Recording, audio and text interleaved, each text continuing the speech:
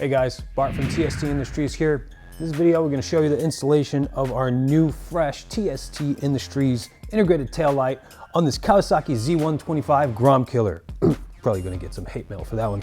All right, we have a fun video in store for you here. It's a very simple installation. As you can see, we've radically redesigned the shape of this taillight, gave it some sleek curves that go into the body lines of the bike. It's a nice upgrade, very bright, 102 LEDs. It is programmable. The programming button is accessed on the back of the enclosure. It lets you toggle through a number of light patterns that this light can output. We'll show you that a little bit later. Now we're gonna get into the installation procedure. It's very simple, like I said. Just one thing I need to know before we proceed. On this particular bike, we have the TST Industries Elite 1 adjustable fender eliminator already fitted with the OEM signals. These signals just came out of this fender here. If you guys need help with deconstructing the fender, uninstalling it from the bike, you can access that information in one of these fender eliminator videos that we have on our channel. For this video, it'll basically be just removing the signals and moving on with the installation of the taillight. So again, if you want to see the uninstallation of the signals, you're going to have to check out one of our fender eliminator videos. So now, without further ado, let's go into the installation. All right, so first step, let's get rid of the seat. On this bike, chances are you know how to do that. The lock's on the bottom, seat comes off really easily. And now, let's remove these two push rivet fasteners. Press the centers in, that releases them. As I withdraw them, I like to reset them so that they're ready for reinstallation. Now, this black part here gets pulled towards the rear of the bike and releases these slide clips from their captive geometry. Now this little rubber component here, I've actually had it bind in the taillight a couple times during the removal of this. So you need to make sure that you look for it and remove it from the taillight and put it back on the tab that it fits on here. Put that part to the side, get it ready for reinstallation later. Now I'm going to get rid of these four fasteners here, just Phillips head screws. They do have little plastic washers underneath them that prevent marring of your fairing panels. So as you remove them, as you remove the screws, make sure you keep track of those washers and keep them with the screws. It makes for easier reinstallation.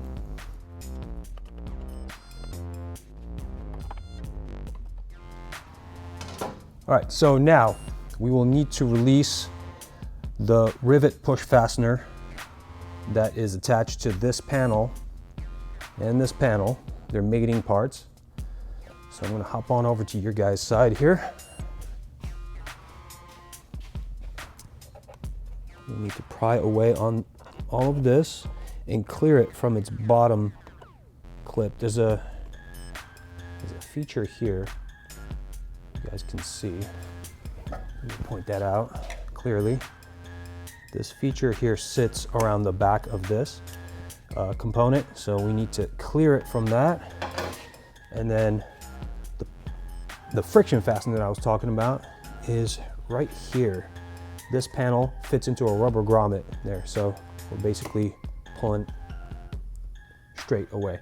You guys can see that here. That just comes straight out. Now this panel, we'll be able to slide it back to unlock it. And these are sliding tabs that unlock when you slide them all the way to the back. Just have it bound up here a little bit. All right, so these are inside these windows, and they fit easily in here. And then as to lock them, push that whole panel forward, and it locks it into here. So the reverse of that will remove it.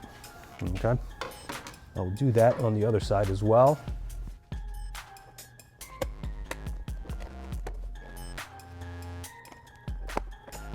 And it comes off pretty easy. Now we have access to all the plugs, the routing clips, and all that stuff. We will proceed to the next step by unplugging some of these wires. All right, so now we will be unplugging all of the signaling and taillight equipment. I'm going to start with the plugs for the signals first. I just like to use a flathead screwdriver to release these. I'll show you guys how that works. These plugs here for the signals, they have a button that you press to actuate this lever locking mechanism that has a ratcheting interaction with this part of the male plug. What I like to do is get a little screwdriver in underneath that ratchet and just pull it out. Makes it a lot easier than having to press this button. So anyway, I'll move forward to this main plug for the taillight here. This is fairly easy as well. Using a flathead screwdriver, I like to press down on the lock and withdraw the plug from its receiving plug. This is basically what I press down to release it. And unroute it. And now we have these two routing clips. They are made of nylon, so you could just grab them and pull them out. And then to release the top from the bottom, I just grab the tip with a set of needle nose, deform it like this, and that releases them.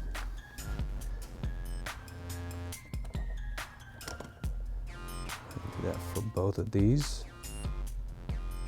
When all the components are reinstalled, I'm going to reinstall these routing clips and reuse them. If you end up damaging one of them or both of them, that's okay. You can just use zip ties in their place, and that's completely fine. So now we have the tail light able to be removed following the removal of these two screws that hold it into the undertail.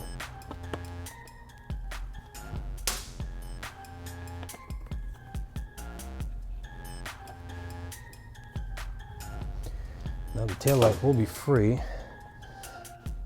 There are plastic bosses where we just took these screws out of that protrude through the taillight, through rubber grommets that are inside these bosses.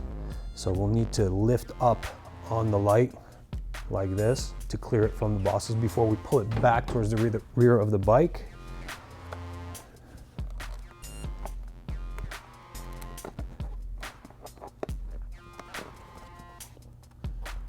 Also need to clear this geometry here from the undertail.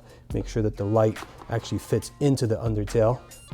It does have a lip that locks onto the undertail, so we just need to get it inside. And once that happens, we can clear those bosses, clear the grommets out of there, and push down on the taillight a little bit as it comes out. It makes it very easy. And at this point, we can deconstruct the components that are on this taillight that are going to be reused on our TST Industries taillight. So as you can see here, I'm using needle nose pliers because it makes it very easy. I've done this by hand before, but this just makes it so much easier. Just grab it by the edge, as long as you have it total depth of the grommet, and as you roll it in, it makes it small enough that it comes out. So I will grab our TST Industries taillight, stretch out the wire. Now I will fit these grommets back in. Basically do the reverse of what I did to remove them. And that helps me get them in halfway, and then I can just press them in with my fingers. And as long as you have one lip on one side, one lip on the other side, and the hole is round, you're good to go.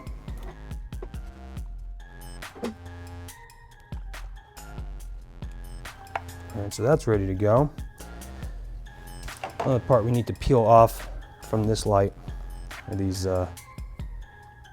dampers on the side and just replace them in the same spot on the TST Industries taillight.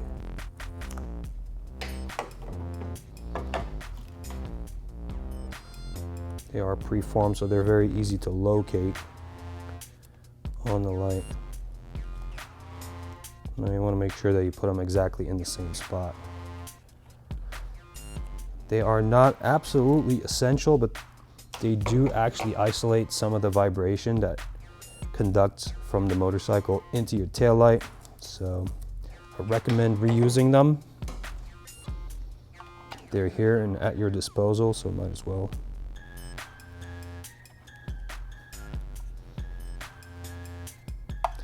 And they are self-adhesive, so not a big issue.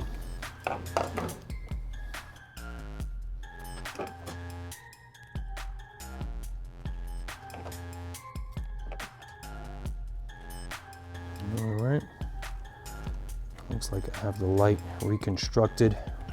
This bad boy is ready to go back into the bike. Before we go ahead and reinstall it in the bike, we will just remove whatever signaling equipment we still have on, because for this particular bike, we are actually removing the signals and using only the signals that are integrated into the capsule of the taillight. On this setup, this is pretty simple. With the OEM fender, you will likely have to drop the fender and remove the signals. Again, if you want to see that procedure, check out one of our other videos.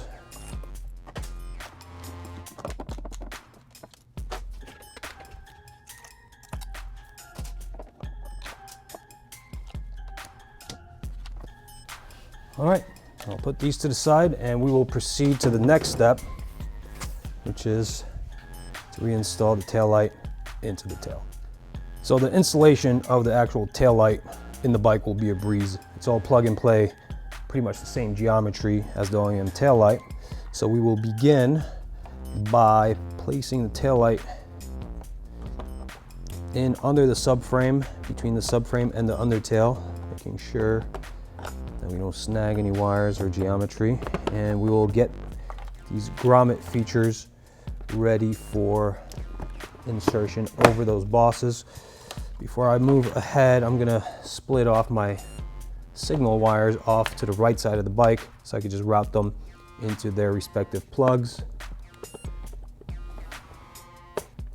And carefully get my grommets aligned with these bosses. And then make sure that grommets are bottomed out on the bosses. At this point, we'll make sure that the tail fairing here, the undertail, fits underneath the ridge of the taillight under this lip, and that helps to hold it in place along with all the other features that clamp around all of it. All right, so our main wire here, I'm gonna route it around the outside of this boss, then through the routing guide here and into its plug. It makes a snapping noise and then it's ready to go. And then for our signal wires, I'm just gonna route them outside the trunk area totally and get them close to these plugs here to power up the bike and figure out which side's which.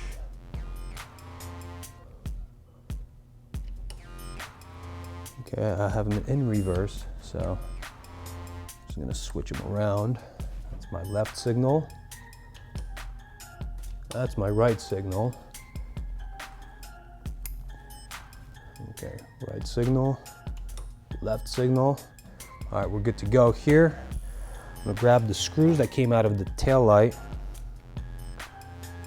and put them back into the place they came out of, over the grommets into the bosses that house the grommets, one on either side.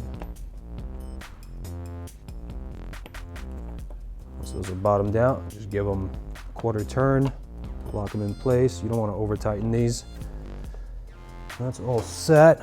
Now I'll grab these panels that came out and first align these tabs in their receiver windows. And then make sure that I'm properly positioned here for that push fastener to go back in once I slide these in place. So once these are aligned, I will slide it forward until they snap in place, and that locks them. And then at that point, once they snap, I'm in position to put this push fastener into its grommet, and then that last tab feature around that portion here. Jump around to the right side, repeat the procedure, align these first. Make sure that the black part is over the fairing to allow it to move forward. There we go.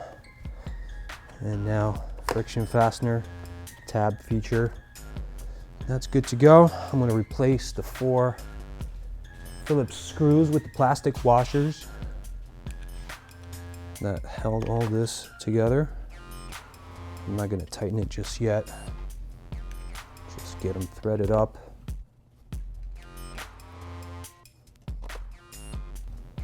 All right, I'm going to grab the black piece that lives back here. Again, making sure that the rubber piece is on its tab, and then I'm going to align these slide features with their windows as I also slide in this rubber fitted tab into the taillight here. Well, that has to happen simultaneously. Once that happens, the holes here align with their bosses, and we could get these rivet type fasteners in and set. All right, now what I like to do is just grab the tail by the fairing portion, push it forward on the bike, and then set these screws, tighten them down. That ensures that everything fits in around the taillight nice and tight. All right. Now the last part here will be to put in the routing guide. This is just for neatness. Clip it around the main taillight wire and get it back into position. This one actually lived here when the wires had to come in through the undertail and into this compartment. On this taillight, the wires are actually run outside of the trunk compartment. They don't really need to be routed through the inside. So what you can do is use a zip tie here and tie it off to the frame. If you'd like to do that, I don't think it's entirely necessary, but I do like to have a nice professional installation. The wires as hidden as possible, out of the way, so they don't get snagged by anything down the line. So, all that to say, I'm just gonna do that. Get it strapped off to the frame here and out of the way. That looks really nice there. I'm happy with this installation. So you can reinstall the seat and be done. But before we do that, I'd like to show you guys all the different light patterns on this taillight. Right now we have it configured in the scanning signal mode, and also the strobe brake. Strobe brake gives you 5 flashes before it turns solid. It's just an alert function to alert drivers behind you to pay attention, let them know that you're stopping. So the programming button remains accessible. If you press it once, it'll go to the next feature, which is standard brake and standard signal. Once you press that again, it'll toggle to the next feature, which is standard signal, strobe brake, and the one remaining program will be scanning signal, standard brake. Now, what you see here is taillight flashing at roughly the OEM spec. This is because we've pre-fitted this bike with our Gen 2 flasher relay that we produced specifically for this bike. If you'd like to get more info on that, you can see the product page for the relay. There's a video in there on the installation and also what it does. If you don't want to do the relay, you could also wire in resistors. They do come standard with this light at no extra cost.